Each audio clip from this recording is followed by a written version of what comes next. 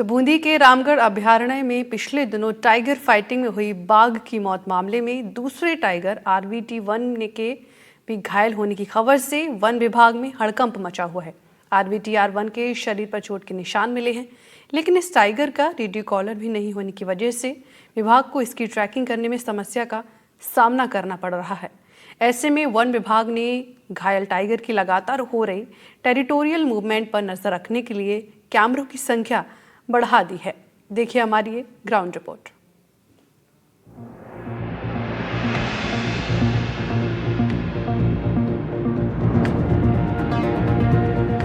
कुछ दिनों पहले ही एक बाघ का शव रामगढ़ अभयारण्य में संदिग्ध हालत में मिला था। उसे लगभग 1 महीने पहले ही सॉफ्ट एनक्लोजर से जंगल में रिलीज किया गया था और इस मौत का कारण बताया गया था 2 बाघों के बीच होने वाला आपसी संघर्ष।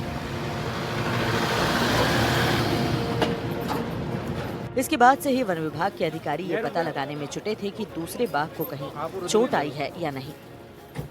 लेकिन अब बाघ RVTR1 के घायल पाए जाने के बाद वन विभाग की चिंता बढ़ गई है और रेडियो कॉलर न होने से उसकी मॉनिटरिंग भी नहीं हो पा रही। विभाग के अधिकारियों का मानना है कि हाल ही में लगाए गए कैमरों में घायल टाइगर RVTR1 की हर गतिविधियों पर नजर रखी जाएगी। मामले में DCF अरविंद कुमार झा ने बताया कि कैमरे में घायल टाइगर शिकार करते हुए कैद हुआ है, जबकि दूसरे कैमरे में बाघ जाता हुआ दिखाई दे रहा है। वन विभाग के अधिकारी लगातार घायल टाइगर की मॉनिटरिंग करने में लगे हुए हैं। टाइगर की मौत के बाद वन्यजीव प्रेमियों ने दुख जाहिर करते हुए सख्त मॉनिटरिंग किए जाने की मांग की थी, लेकिन अब दूसरे टाइगर के घायल होने की खबर ने सबको चिंता में डाल दिया है। वन्यजीव प्रेमियों ने बाघों की मॉनिटरिंग में हो रही लापरवाही पर सवाल उठाए हैं और कहा कि जल्द से जल्द घायल टाइगर का इलाज कराकर उसे राहत पहुंचाई जाए। देखिए, बूंदी का जो टाइगर रिजर्व है रामगढ़ सेंचुरी, शुरू से ही इसको जच्चा बच्चा घर बोला गया है, क्योंकि यहाँ पर टाइगर्स बड़े अच्छे से पनपते हैं। और हमने भी देखा गया है कि राजाओं के टाइम पे भी यहाँ पे काफ़ी सारे टाइगर्स हुआ करते थे। वाइल्ड लाइफ बूंदी में बहुत ज़्यादा हुआ करती थी।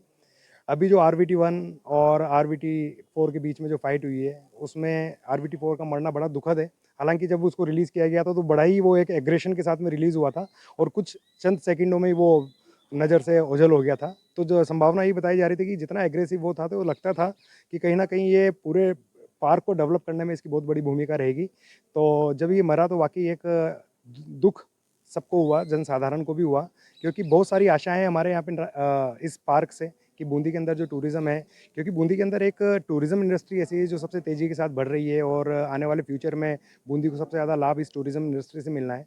तो बूंदी के अंदर हमारे पास जैसे मोनूमेंट्स बहुत सारे हैं, तो मोनूमेंट्स के साथ-साथ अगर टाइगर रिज़र्व और वाइल्ड लाइफ भी यहाँ पे ऐड होती है, तो ये सोने पे सुहागा हमारे बूंदी के लिए होता।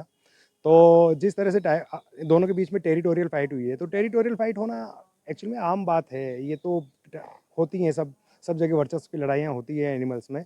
पर जिस तरह से RVTR की डेथ हुई है और RVTR1 का भी रेडियो कॉलर मिस है, और अभी कुछ दिन पहले, शायद अभी एक दो दिन पहले, उनका एक फ़ोटो भी वायरल हो रहा था सोशल मीडिया पे। अब फ़ोटो पे देखने का लग रहा था कि काफ़ी वो ठीक है, पर फिर भी हम ये नहीं कह सकते, संभावनाएँ पूरी है कि कहीं न कहीं तो वो भी घायल हुआ होगा, क्योंकि जब दोनों में वर्चस्व की लड़ाई होती है तो घायल दोनों होते हैं। तो ऐसे में चाहिए कि डिपार्टमेंट को एक क्लोज़ मॉनिटरिंग करने की ज़रूरत है। उसके पीछे एक पूरी ट्रैकिंग होनी चाहिए, मॉनिटरिंग होनी चाहिए, ताकि अगर कोई इंटरनल चोट हो या कोई ऐसी सेंसिटिव जगहों पे उनकी चोट हो, तो उसको तुरंत रूप से सही करवाया जाए, ताकि बिल्कुल अगर टाइगर घायल भी हुआ है तो उसको स्वस्थ किया जाए और वो जल्दी ही वापस से अपने एक पूरे फ्लो में जंगल के अंदर घूमे। बिल्कुल जंगल में घूमे। 200 कैमरे लगाए हैं वन विभाग ने उसकी घाव घाव को पता करने के लिए। क्या लगता है आपको कि उससे वो सुरक्षित बच जाएगा या कुछ अगर इंटरनल, क्योंकि उन्होंने घायल घायल बताया है, घायल है वो। क्या कहना चाहिए? तो सर ये मैं यही कहना चाहूँगा कि उनकी प्रॉपर जितने भी वन्य जीव है जंगल के अंदर उनकी प्रॉपर मॉनिटरिंग होनी चाहिए और जितने भी और भी दूसरे भी जानवर हैं तो उनका पूरा ध्यान रखना पूरी सबकी अपनी सबकी जिम्मेदारी है। तो मैं ये कहना चाहूँगा कि जितने भी जानवर वन्य जीव जो भी है उनका प्रॉपर तरीके से मॉनिटरिंग होना बहुत ज़रूरी है। क्या कहना चाहेंगे घटना को लेकर? बड़ी दुखद घटना है बूंदी के लिए। घटना तो सर बहुत ही दुखद है क्योंकि ये हमारे पर्यटन टूरिज्म डिपार्टमेंट के लिए भी और इसको एक तरीके से पर्यटन भी इसमें प्रमोट होने में थोड़ा सा अगर ये ऐसी घटना होती है तो फिर पर्यटन को प्रॉपर तरीके से अपन प्रमोट नहीं कर पाएंगे। इस तरह है कि जैसे टाइगर अगर जो घायल हुआ है, एक ख़त्म भी हुआ है, तो जो है ये रामगढ़ सेंचुरी एक मेजर अट्रैक्शन है फॉर द टूरिस्ट के लिए। और वाइल्ड लाइफ भी हमारे लिए बहुत ज़्यादा इंपॉर्टेंस रखती है। अगर वो चीज़ आगे से ज़्यादा बढ़ के चलेगी तो टूरिस्ट ज़्यादा आएगा यहाँ पे।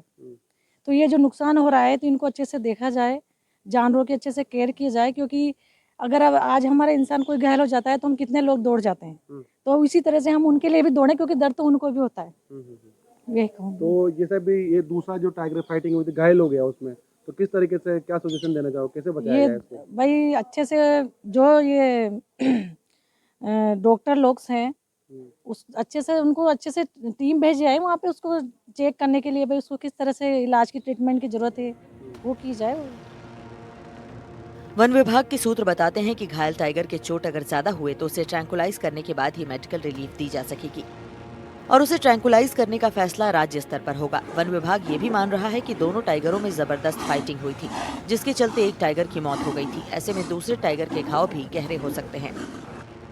डीसीएफ अरविंद कुमार झा का कहना है कि कैमरा ट्रैप को RVTR1 के विचरण करने वाले क्षेत्रों में स्थापित किया गया है।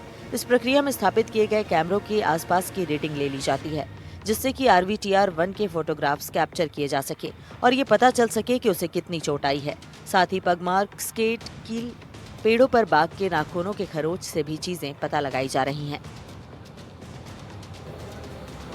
RVTR4 की मौत के बाद अभ्यारण्य प्रशासन ने मॉनिटरिंग बढ़ा दी है। रिजर्व क्षेत्र में 200 से ज्यादा कैमरे लगाए जा चुके हैं, जिसमें कुछ कैमरों में 10 सेकंड से ज्यादा ड्यूरेशन के वीडियो भी बनाए जा रहे हैं। अब तक RVTR1 3 बार फोटो ट्रैप हो चुका है। अब जंगल में शावक सहित 6 बाघ बाघिन हैं और इनकी मॉनिटरिंग और फोटो ट्रैप करने के प्रयास किए जा रहे हैं। ऐसा नहीं होने पर दूसरे दिन पगमार्क देखे जाएंगे। दूसरे दिन तक भी लोकेशन नहीं मिलने पर तीसरे दिन बफर क्षेत्र में लगे सभी 200 कैमरों को चेक किया जाएगा, ताकि निश्चित लोकेशन मिल सके।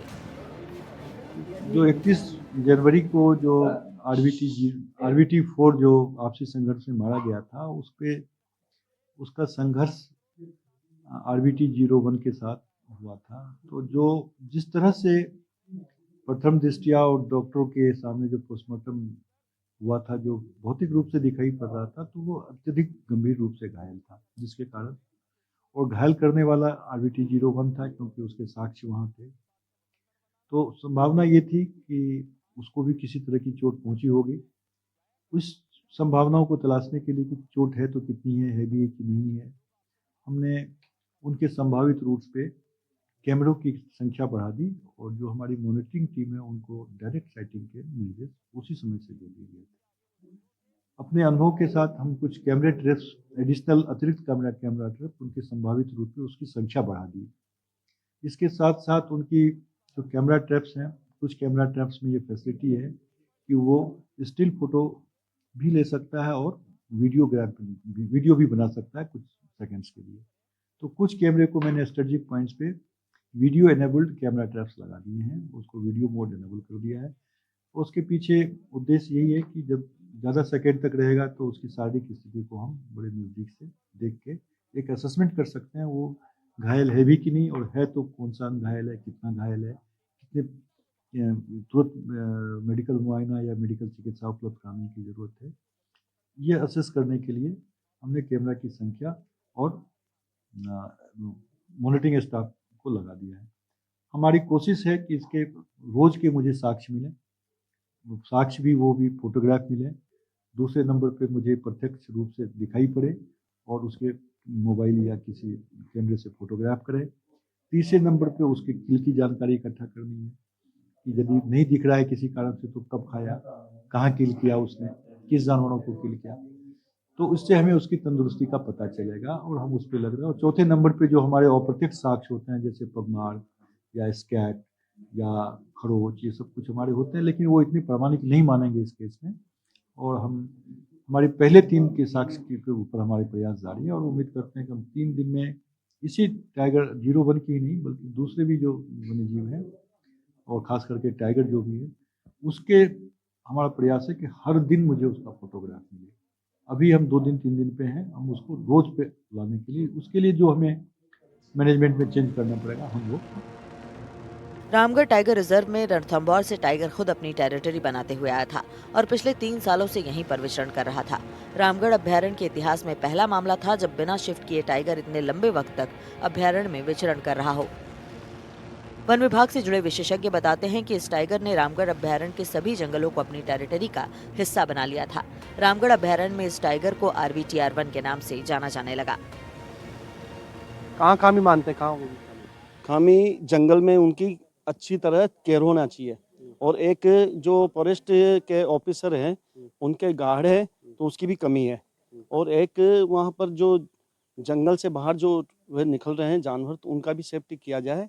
और मतलब रियलिटी एक जो जितनी सेफ्टी होगी उतना अच्छा है।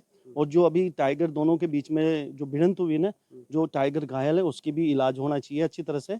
और बस यही आपसे तो क्या मानते हैं आपकी ये जो घायल हुआ है टाइगर जी ये कैमरों से टेप लगा के देख रहे हैं, इसको ट्रैंकुलाइज करना चाहिए, क्या मानते हैं आप? ट्रैंकुलाइज करना चाहिए इसको बहुत अच्छी तरह से। और डॉक्टर बुलाना चाहिए, डॉक्टर से बड़े इनका इलाज कराना चाहिए। और हर जगह पे इनका सेफ्टी रखना चाहिए।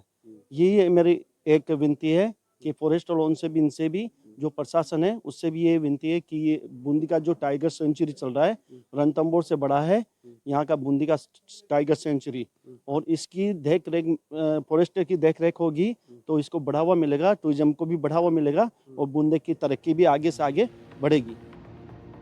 वन्यजीव प्रेमियों का कहना है कि रामगढ़ अभ्यारण्य सदियों से बाघों के लिए मैटरनिटी होम के रूप में प्रसिद्ध रहा है।